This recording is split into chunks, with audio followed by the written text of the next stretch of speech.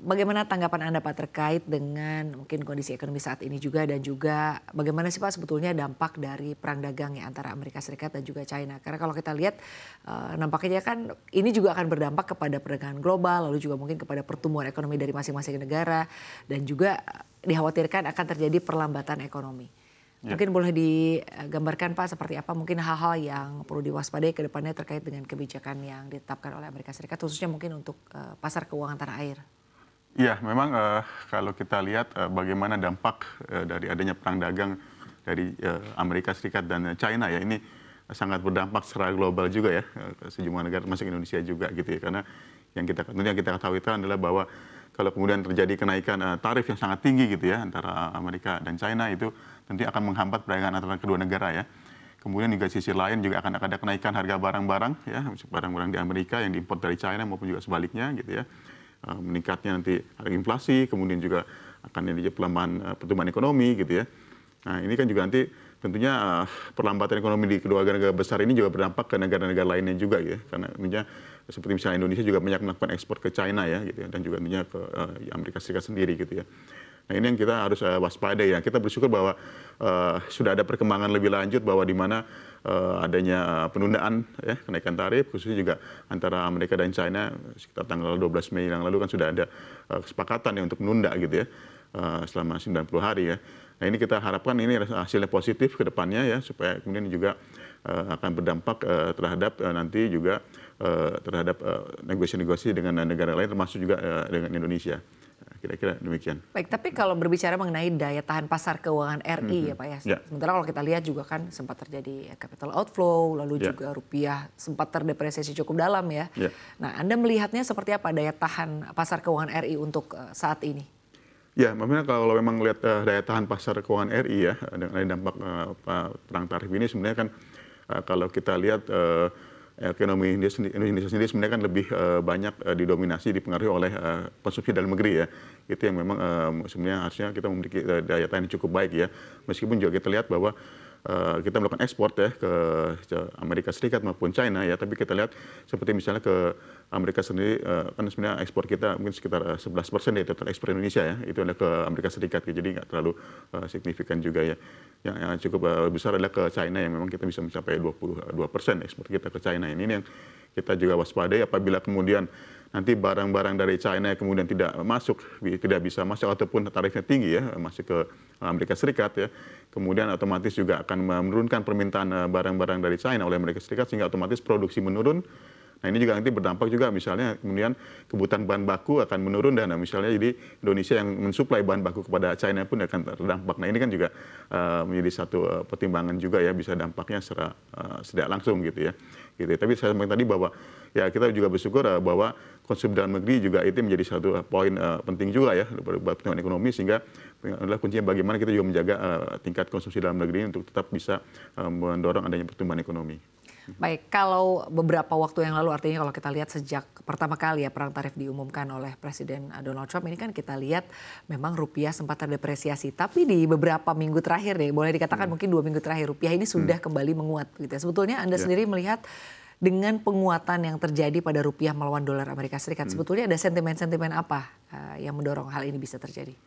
Ya, ada beberapa faktor ya kalau kita lihat memang seperti tadi adanya ruang negosiasi ya terbuka ya dengan penundaan tarif tersebut gitu ya, itu juga menunjukkan bahwa apa yang awalnya dicanangkan oleh pemerintah US itu kemudian yang kita khawatirkan ternyata masih bisa melunak istilahnya gitu ya, bahwa ada ruang negosiasi yang ini yang kita bisa manfaatkan secara optimal ya. Jadi kalau kita lihat penundaan itu kan mulai kira-kira 10 April kemudian dalam waktu 3 bulan menjadi sampai ada sampai kira-kira 10 Juli ya untuk kita terus melakukan negosiasi. Nah itu kemudian juga melihat bahwa ketegangan tersebut mulai mereda ya untuk saat ini, sehingga juga investor mulai confidence juga masuk ke market ya.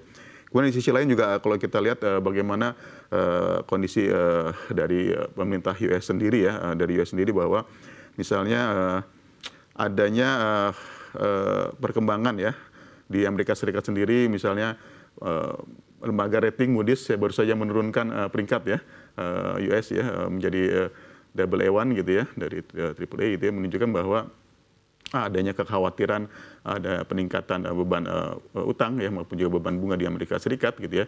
Ditambah lagi juga kemarin juga House of Representatives juga baru menyetujui ya RUU yang mempunyai pemotongan pajak yang juga bisa memperbesar defisit anggaran US gitu ya. Nah ini kan meningkatkan kekhawatiran dengan kondisi di Amerika Serikat yang kemudian mendorong investor untuk melakukan rebalancing ya portofolinya jadi untuk mengalihkan ke negara-negara lain yang lebih mungkin lebih dipandang lebih stabil gitu ya keluar dari US untuk kemudian masuk ke negara lain termasuk juga bisa masuk ke Indonesia. Baik, tapi Anda sendiri melihatnya di tengah pelemahan yang terjadi juga pada dolar Amerika Serikat begitu ya. Ini kan artinya kita bisa melihat peluang bahwa apakah ini juga investor melihat Indonesia saat ini menjadi salah satu pasar yang cukup menarik ya boleh dikatakan in terms of mungkin mereka ingin berinvestasi di Indonesia atau seperti apa Anda melihat? Ya tentunya kalau kita memang juga akhir-akhir ini juga dana asing juga sudah mulai masuk kembali ke Indonesia ya gitu ya. Jadi karena juga didorong yang tadi kondisi makro yang secara lebih baik pada saat ini gitu ya. Kemudian juga inflasi yang di Indonesia yang stabil gitu ya. Tadi juga seperti disampaikan bahwa ini juga mendorong Bank Indonesia menurunkan tingkat suku bunga juga ya gitu ya 25 basis points gitu. Jadi kondisi yang terkendali nilai rupiah yang stabil ini juga menunjukkan bahwa kondisi dalam negeri kita sekarang cukup terkendali gitu ya sehingga juga mendorong investor asing untuk bisa masuk juga ke dalam negeri. Baik, berkait dengan keputusan Bank Indonesia yang akhirnya memangkas suku bunganya menjadi 5,5% begitu. Apakah ini juga melihat ini adalah keputusan yang cukup tepat dan juga ini juga yang dinantikan oleh para pelaku pasar? Ya tentunya ya, memang ini kan kita harapkan bahwa penurunan ini juga akan berdampak lebih luas nantinya kan ya, seperti misalnya nanti berdampak paling tidak terhadap tingkat suku bunga pasar uang antar bank itu akan juga segera bisa turun gitu ya. Kemudian juga nanti ke depannya juga diharapkan tingkat suku bunga deposito gitu ya atau simpanan itu juga bisa mengalami penurunan dan nanti juga berikutnya adalah bagaimana bisa terjadinya penurunan di tingkat suku bunga kredit gitu ya. Itu yang sehingga akan mendorong nanti perusahaan atau industri untuk bisa meningkatkan kembali aktivitasnya gitu ya untuk meningkatkan dengan menggunakan pendanaan dari perbankan gitu ya. Meskipun ya memang kita juga harus tetap perhatikan bagaimana juga tingkat resiko kredit yang ada saat ini gitu ya supaya itu juga harus tetap dijaga. Makanya memang ini akan secara gradual gitu ya kita amati ya kita harapkan kebijakan ini akan menjadi berdampak positif juga terhadap perekonomian kita ya. Baik, tapi kalau menurut pandangan Anda sendiri melihat bahwa apakah di tahun ini Bank Indonesia perlu menurunkan kembali suku bunganya atau mungkin kita wait and see terlebih dahulu? Apa menurut pandangan Anda yang terbaik untuk di tahun ini? Ya kami melihat sih memang bahwa memang kebijakan penurunan ini kan memang memperhatikan juga perkembangan tadi secara global gitu ya. Untuk kemudian juga dalam negeri juga dipertimbangkan untuk kemudian nanti diputuskan apakah kita bisa menurunkan atau tetap mempertahankan. Tapi kami berkeyakinan bahwa dengan kondisi yang terus terjaga tentunya diharapkan nanti secara global juga tadi perekonomian akan terus baik gitu ya. Dan negosiasi juga tadi akan positif gitu ya. Sehingga kondisi-kondisi yang kondusif ini akan tetap terjaga dan kita perkirakan bahwa akan ada potensi penurunan kembali ya tingkat suku bunga setidaknya 2 kali dalam tahun ini ya.